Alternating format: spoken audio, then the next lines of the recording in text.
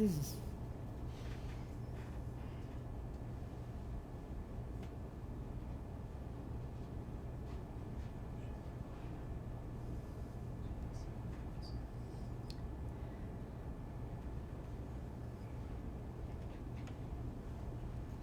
everyone, and welcome to the 29th Sedona International Film Festival. I'm your host, Carol Kahn. We are coming to you live from Yavapai College. Yavapai College is one of our sponsors, along with Northern Arizona Healthcare, the Kling Family Foundation, BMO Bank, Goldenstein Gallery, and the City of Sedona, along with our hoteliers and our restaurateurs and all of our volunteers and sponsors. We would like to thank you for participating in this year's film festival. And joining me now is Sheri with the film Sheri. What's it like having a film named after you? Interesting. Yeah. So whose idea was it to do the film? Not mine. It was my son and my daughter-in-law, actually. This is the 20th anniversary of Alpaca founding, and they wanted to do something special. I thought it was just going to be a film about alpaca. I really didn't know it was going to be a film about me. And So at what point did you realize it's about me? The first showing. Yeah. It was, you'll see in the film there's clippings from my high school and things. That was all done when I was out of town. And I didn't know. I'm fairly famous for walking through rooms, with things all over the place. I have no clue what I stepped over. So it's pretty easy to do something with me not noticing it. Well, I don't want to give away. I know we have a trailer, and I want to take a look at that in a second. But I was so fascinated watching you sewing, and then I think your son was in the film, right? Right. And so he was just like talking about, my mom made all my clothes. Horrors. But what it evolved to is like amazing. It's really amazing. I'd actually, before when I was younger, I had a business making ski clothing in Jackson Hole, Wyoming. I started in 1968. As the film said, I started sewing when I was 3. I've been sewing my whole life. That business, I contracted chronic fatigue syndrome, had to quit the business, all kinds of things happened. When alpaca became the chance for a second chance, my health returned enough, life returned enough, and he walked through the door with this boat. And so it's really a story of, this is your second time around. Oh, how sweet. Yeah. Okay, so we do have a trailer, so let's take a look at that and let's talk more when it's over. I never remember dreaming, but I wake up with my boat ideas. My name is Sheri Tingy. I would say I was certainly sewing by 3. My first business, that was designed by Sheri. I made ski clothing. Mom made me all my ski clothes, all of my dog mushroom clothes, all of my outdoor clothes. She made. As a kid who's a middle school or high school, kind of wants to be popular, your mom making something is not cool. He hated anything I made. And he said his mom was going to make a raft. I was like, yeah, right. I don't think he thought even once that was a strange request. Okay, Mom, can you build me a boat? And I just looked at that and went, yeah, I can do that. Getting in that white boat that Sheri made, that's when I was like, yep, this is the future of crafting. This boat right here. I'm an older woman, and I'm building boats. People are like, what are you doing, and how can you do this, and how can you possibly know this? And I'm just going to let the boats talk for themselves. Oh my gosh. So your son said to you, make me a boat, and you said, sure. Just like that? Yeah, actually. It's one of those things that I grew up in a family that we built things all the time. I never knew that I didn't know that other people didn't do this. And at the time that he came back asking about the boat, I mean, he'd had to live through me making all of these things. I built houses, I built all kinds, I just built.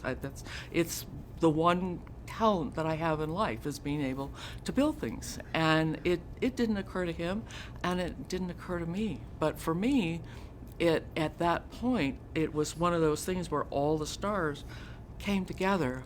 I had, my health had come back enough. I was just dying to find something to get back into that creative, especially in the outdoor industry. And that boat was, my life had been involved, skiing, kayak, all of these things that actually a packraft is involved in. It was there. So he dropped the perfect thing for me to do. So weren't you like afraid at any given point? I mean, nothing's on rapids and water, and like, weren't you afraid like I have to get this right? Or did you do I mean, I'm sure you did research or figure it out, right? Well, again, when I was younger, I was one of the early kayakers in this country, and kayaking was one of the main loves of my life. Water was a love of my life. Kayaking was a love of my life. Skiing, all things outdoors. And when chronic fatigue took all of that away, it's like, I liken it to, say, a person has a car accident and they're paralyzed. It doesn't mean that their brain forgets. Their body may not be able to do it, but your brain doesn't forget.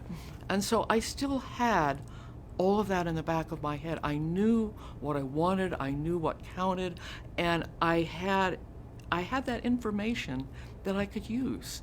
And at that time, my physical abilities had come back enough that I could get back in the water and I could do these things. So it sort of, like I say, it all came together at the right time. That's awesome. And Alpaca, do you have anybody else working with you, or are you the solo person making all of this? For many years, I was the sole person. And Thor and I started out, when he brought the boat, the original boat back, the Settler, and said, "Can you build me a boat?"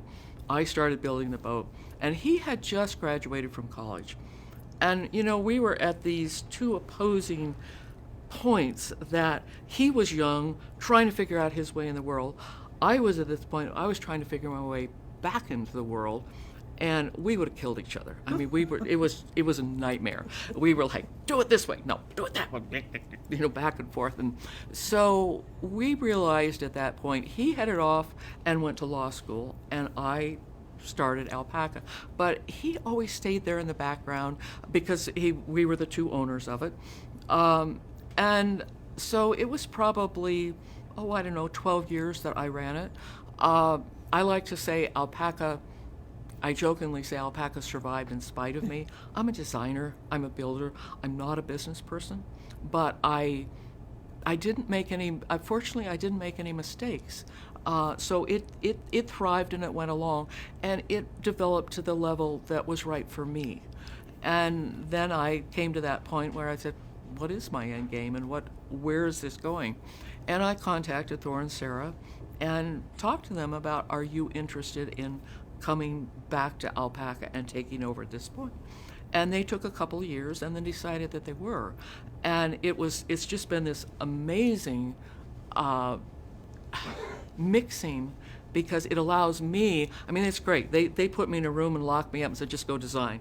That's all I want to do. That's what, and they run everything else. They've turned Alpaca into what it could have been all along. I mean, it's at the level and the size and the desire and all of those things that it's seeing its dream. So it's great.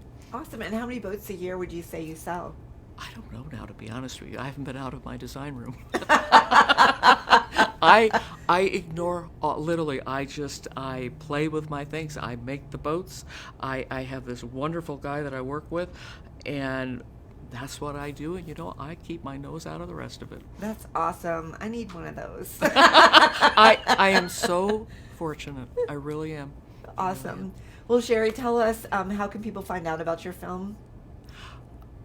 Is it on a website or anything like that? Or is it on a website? It's on Alpaca's website. It is on Alpaca's website. I Okay. thought it was. I wasn't positive.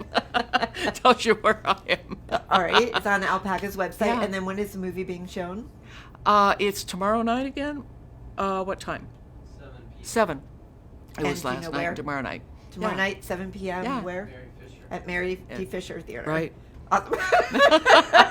You're just going to show up, No, right? I'm gonna. Yeah, my son's actually going to show up. Nice. And you know, and I have one little story I have to tell. Okay. It's one of these things I have to do, and it involves Sedona and alpaca.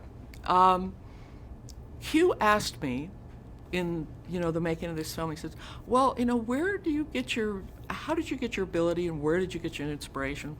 All of these things." And I, honestly, hadn't thought very much about that. And as I started thinking about it, I realized that I needed to make a journey. And that journey was down here to Sedona. At the top of the canyon, Oak Creek, up there is the overlook. And if you walk out to the end of that overlook, there is a bench. And that bench has a plaque on it, and it says the Fred M. Guyrie Viewpoint. That's my dad. No. And what he was noted for in that was it's called the father of our roadside rest. He was the guy who came up with the idea of making nice roads. He built in the 30s. He built the nurseries. He built the buildings. He built everything. He actually went on. He was for 25 years the head of Maricopa County Parks. All those parks that surround Phoenix. That's my dad. But what I knew him for was he was an architect in his day job, and a very well-known one. And he was this mad scientist creator. And until Q asked me, because it just becomes those things that you just absorb. It wasn't that he taught me, but our house was always under construction because he built everything, and we just learned that. And everything that I learned to do really had to do with him. And so I came down this summer. That thing's been up there probably 20 years, and I have never come to see it. I owed him that pilgrimage, and I'm here, and I am here to say thank you for passing those genes on enough that that's what gave me the ability to produce alpaca. Oh, I love that story. Thank you so much for sharing that with us. It's very special to me. I just went, yeah. So he has a great spot. There you go. Top of the canyon. And you're in Sedona, which is a magical, It is mystical a place. magical place. Yes. It is, yes. Well, Sheri, Thank you. it's so nice to meet you. Thank you for sharing your story. Thank you. Thank you for bringing alpaca to the world. And we just love you. Well, thank you. We love building our boats. We all do. Well, we look forward to seeing you throughout the film festival. Okay. So thank you. Thanks. And don't forget to follow us live on Facebook, and our hashtags are hashtag SIFF23 and Sedona Film Fest 23. We'll be back with more from the Sedona International Film Festival after this.